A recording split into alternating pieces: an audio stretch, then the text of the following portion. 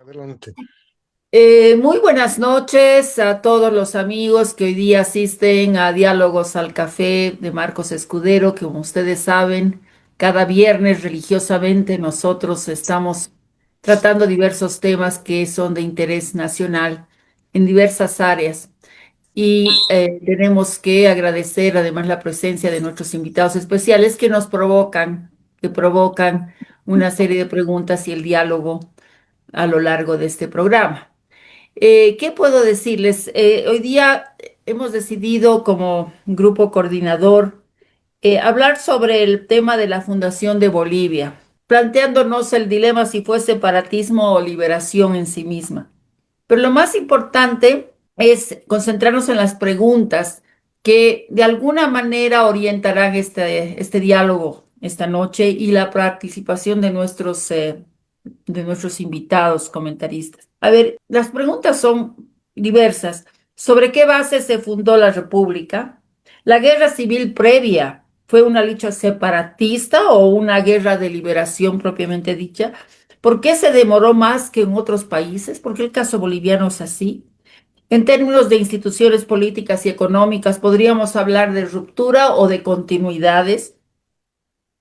¿De qué manera impacta en nuestra conciencia colectiva la forma en que se fundó Bolivia? Estas son las preguntas que básicamente han de provocar el diálogo de hoy día. Y para que nos hablemos de ese tema y para que nos provoquen, están primero, vamos a darle la palabra a Agustín Echalar y también a Sayuri Loza, que todavía no se ha integrado al panel, pero Agustín Echalar, quien ha estudiado historia y ha trabajado en el rubro de turismo, es un apasionado de la historia, y tanto como agente de viajes y organizador de rutas y ha fomentado el turismo desde los años 80. Es conocido por su columna, que es La Curva Recta, ¿ya? Que se difunde hace 28 años en el Brújula Digital y en diversos medios de comunicación, Los Tiempos, desde hace muchísimo tiempo. Ha publicado un libro sobre Bolivia en la editorial Beck de Alemania y una pequeña novela. Lo importante es que es un apasionado de la historia.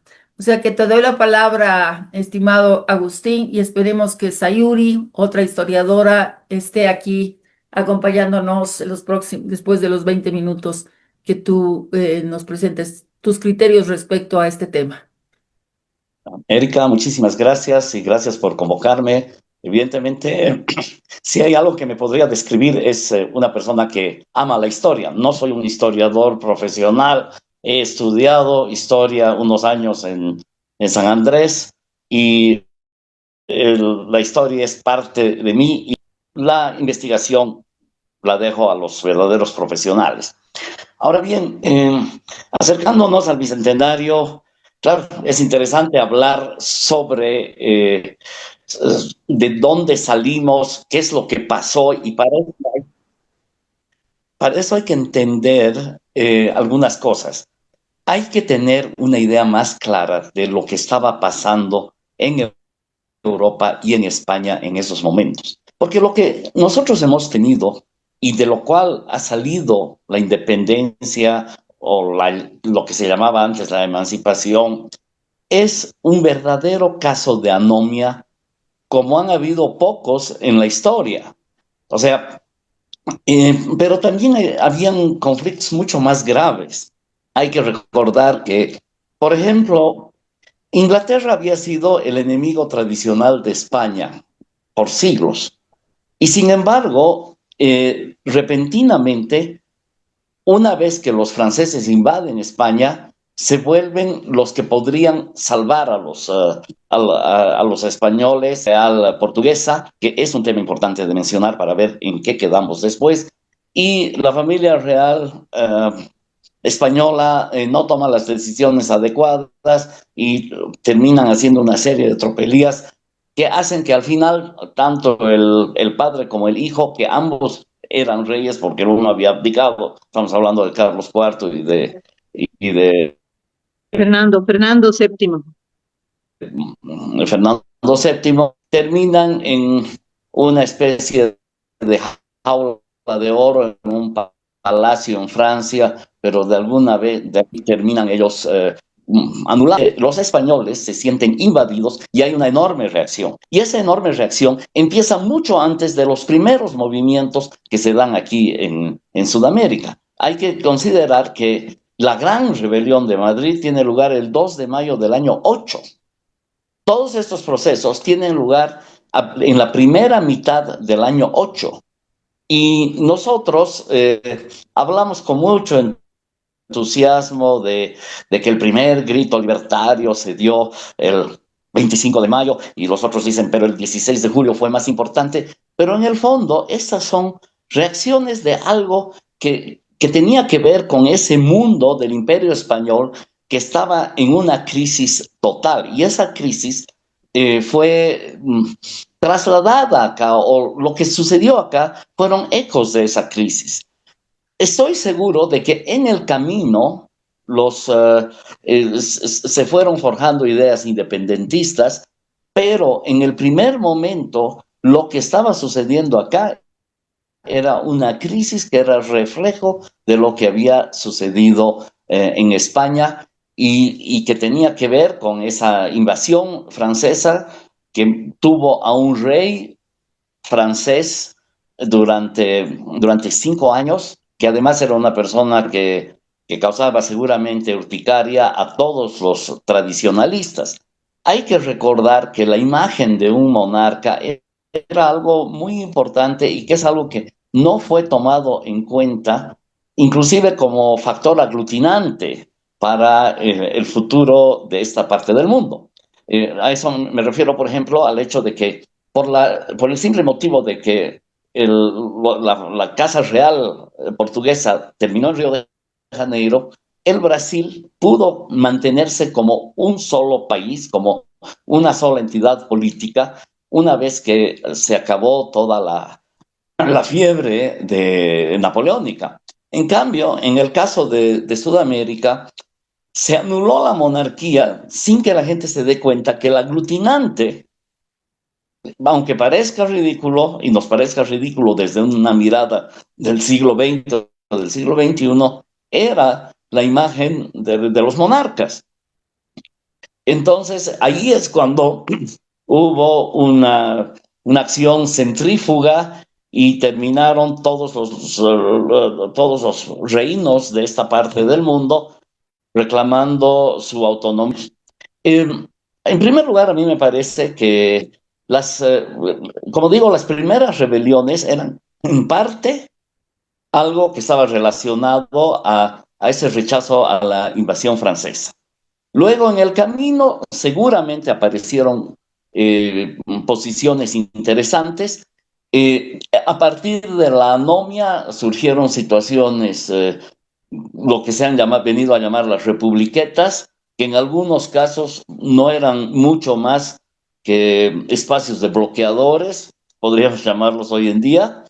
Y finalmente, bueno, ya cuando las circunstancias se dieron de una manera más compleja, porque obviamente países como la Argentina y obviamente Venezuela con Colombia, etcétera, ya se habían independizado, ya habían logrado la independencia de Chile más, realmente este mundo tuvo que seguir la tendencia que existe. Precisamente Bolivia tardó, lo que hoy se llama Bolivia, tardó mucho más en independizarse porque en primera instancia obviamente no estaba tan interesada en esa independencia y porque precisamente estaba en el último rincón de América, no recibía las influencias más grandes, aún de intereses que hay, como podía ser el puerto de Buenos Aires o los puertos venezolanos, o el mismo Valparaíso. Entonces, yo creo que ese es el motivo por el cual este periodo tardó muchísimo más y al final, en realidad, la independencia se dio porque ya no había otra opción, porque el resto de Sudamérica estaba independizada y ya no había, y obviamente España estaba en una crisis muy grande, muy terrible. Ya, ahora ya me ven. Sí, Sí, Sí, Bueno, finalmente es obvio que si nos preguntamos qué puede haber sido un trauma con el que hemos quedado a partir de la creación de la República Bolívar, obviamente el, eh, el hecho de llamar a este país Bolívar me parece tremendo, ¿no? Fue en el fondo un acto de salamería, de yunquerío impresionante. Ahora, por supuesto, no se trata de pensar que era una salamería gratuita. Yo me puedo imaginar que puede verse eso también como un acto. Existe algo que está claro, así como se dio ese proceso de anomia y las cosas estaban muy mal, cuando llegó el momento de tratar de ordenar algo, era obvio que posiblemente la gente de Charcas no quería depender de Lima. Ese no querer depender de Lima fue manejado de una manera brillante en términos diplomáticos, y porque convencieron a quien tenía el ejército más poderoso de que proteja a Bolivia, porque si es que Bolívar no hubiera estado de acuerdo, Bolivia no hubiera podido existir, simple y llanamente porque ya sea del Río de la Plata, de Buenos Aires o de Lima, hubiera venido un ejército que se hubiera hecho cargo de estas provincias. Pero ante el peligro de que eventualmente Bolívar defienda esta república recientemente creada, las cosas, por lo menos por el momento, se tranquilizaron. Creo que esa fue una actitud muy inteligente de nuestros antepasados, y creo que, por el otro lado, es posible que hubieran tenido la razón al querer ser una república independiente en esas circunstancias. A lo que me refiero es a que si nosotros vemos lo que fue el Perú, no el actual que está en un auge económico interesante, pero lo que fue el Perú en un pasado, tenemos un centralismo que asfixió al resto de las provincias del Perú.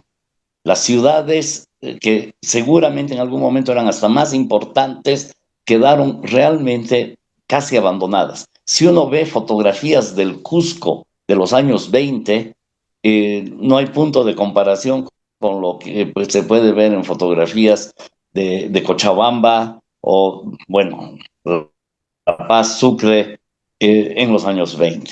Yo creo que de alguna manera ese rechazo al centralismo estaba muy bien identificado, y eso fue lo que hizo que surgiera este país independiente. Y vuelvo a decir, el nombre es obviamente algo un poco arruinado porque de alguna manera nos da una pauta para seguir con una tradición caudillista de la que no nos hemos podido librar hasta el día de hoy.